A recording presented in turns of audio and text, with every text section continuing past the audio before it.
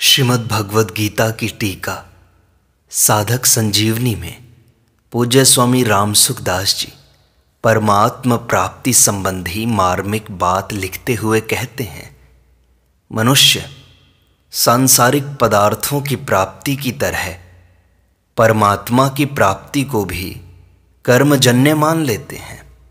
वे ऐसा विचार करते हैं कि जब किसी बड़े उच्च पदाधिकारी मनुष्य से मिलने में भी इतना परिश्रम करना पड़ता है, तब अनंत कोटि ब्रह्मांड नायक परमात्मा से मिलने में तो बहुत ही ज़्यादा परिश्रम करना पड़ेगा। वस्तुतः यही साधक की सबसे बड़ी भूल है। मनुष्य योनि का कर्मों से घनिष्ठ संबंध है, इसलिए मनुष्य योनि को कर्म संगी अर्थात कर्मों में आसक्ति वाली कहा गया है। यही कारण है कि कर्मों में मनुष्य की विशेष प्रवृत्ति रहती है और वह कर्मों के द्वारा ही अभीष्ट वस्तुओं को प्राप्त करना चाहता है। प्रारब्ध का साथ रहने पर वह कर्मों के द्वारा ही अभीष्ट सांसारिक वस्तुओं को प्राप्त भी कर लेता है, जिससे उसकी यह धारणा पुष्ट हो जाती है कि प्रत्येक वस्तु कर्म करने से ही तो मिलती है और मिल सकती है। परमात्मा के विषय में भी उसका यही भाव रहता है और वह चेतन परमात्मा को भी जड़ कर्मों के ही द्वारा प्राप्त करने की चेष्टा करता है। परंतु वास्तविकता यही है कि परमात्मा की प्राप्ति कर्मों के द्वारा नहीं होती। इस विषय को बहुत गंभीरता पूर्वक समझना चाहिए। कर्मों से नाशवान वस्तु की प्राप्ति होती है, अविनाशी वस्तु परमात्मा की नहीं, क्योंकि संपूर्ण कर्म नाशवान के संबंध से ही होते हैं, जबकि परमात्मा की प्राप्ति नाशवान से सर्वथा संबंध विच्छेद होने पर होती है। प्रत्येक कर्म का आरंभ और अंत होता है, इसलिए कर्म के फल रूप प्राप्त होने वाली वस्तु भी उत्पन्न और नष्ट होने वाली होती है। कर्मों के द्वारा उसी वस्तु की प्राप्ति होती है जो देश काल आदि की दृष्टि से अप्राप्त हो। सांसारिक वस्तु एक देश काल इत्यादि में रहने वाली, उत्पन्न और नष्ट होने वाली एवं प्रतिक्षण बदलने वाली है, अतः उसकी प्राप्ति कर्म साध्य है। परंतु परमात्मा सब देश काल वस्तु व्यक्ति इत्यादि में परिपूर्ण एवं उत्पत्ति विनाश और परिवर्तन से सर्वथा रहित हैं।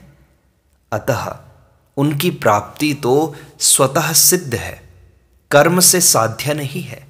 ऐसा नहीं है कि हम कोई कर्म करेंगे उससे परमात्मा मिल जाएंगे। यही कारण है कि सांसारिक पदार्थों की प्राप्ति चिंतन से नहीं होती, जबकि परमात्मा की प्राप्ति में चिंतन मुख्य है। चिंतन से वही वस्तु प्राप्त हो सकती है जो समीप से समीप हो। वास्तव में देखा जाए तो परमात्मा की प्राप्ति चिंतन रूप क्रिया से भी नहीं होती। परमात्मा का चिंतन करने की सार्थकता संसार के चिंतन का त्याग कराने में ही है। चिंतन से हम संसार का त्याग तो कर सकते हैं, इतना हो सकता है संसार का चिंतन सर्वथा छूटते ही नित्य प्राप्त परमात्मा का अनुभव हो जाता है। सर्वव्यापी परमात्मा की हमसे दूरी है ही नहीं और हो सकती भी नहीं।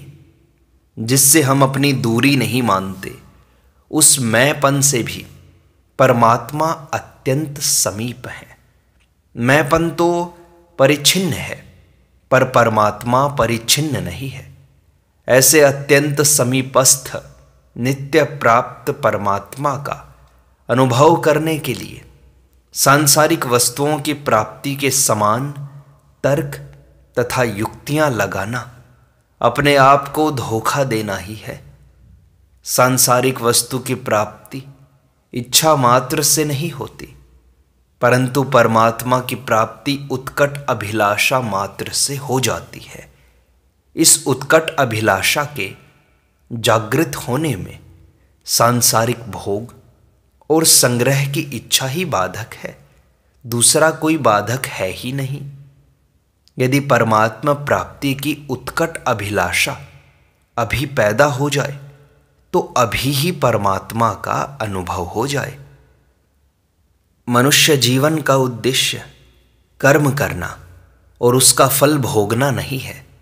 सांसारिक भोग और संग्रह की इच्छा के त्याग पूर्वक परमात्मा प्राप्ति की उत्कट अभिलाषा तभी जागृत हो सकती है जब साधक के जीवन भर का एक ही उद्देश्य परमात्मा प्राप्ति करना हो जाए। परमात्मा को प्राप्त करने के अतिरिक्त अन्य किसी भी कार्य का कोई महत्व न रहे। वास्तव में परमात्मा प्राप्ति के अतिरिक्त मनुष्य जीवन का अन्य कोई प्रयोजन है ही नहीं। जरूरत केवल इस प्रयोजन या उद्देश्य को पहचान कर इसे पूरा करने की ही है। यहाँ उद्देश्य और फल इच्छा दोनों में भेद समझ लेना आवश्यक है। नित्य प्राप्त परमात्म तत्व को प्राप्त करने का उद्देश्य होता है और अनित्य जो उत्पत्ति विनाशशील पदार्थ हैं संसार के, उनको प्राप्त करने की फलेच्छा होती है। उद्देश्य तो पूरा होता है पर फलेच्छा मिटने वाली होती है। स्वरूप बोध और भगवत प्राप्ति ये दोनों उद्देश्य हैं, फल नहीं है। उद्देश्य की प्राप्ति के लिए किया गया कर्म सकाम नहीं कहलाता। इसलिए निष्काम पुरुष कर्मयोगी के सभी कर्म उद्देश्य को लेकर होते हैं, फल की इच्छा को लेकर नहीं होते। कर्मयोग में कर्मों से संबंध विच्छेद का उद्देश्य रखकर शास्त्र विहित शुभ कर्म किए जाते। सकाम पुरुष फल की इच्छा रखकर अपने लिए कर्म करता है और कर्मयोगी फल की इच्छा का त्याग करके दूसरों के लिए कर्म करता है, सेवा करता है। कर्म ही फल रूप से परिणत होता है, अतः फल का संबंध कर्म से होता है, उद्देश्य का संबंध कर्म से नहीं होता।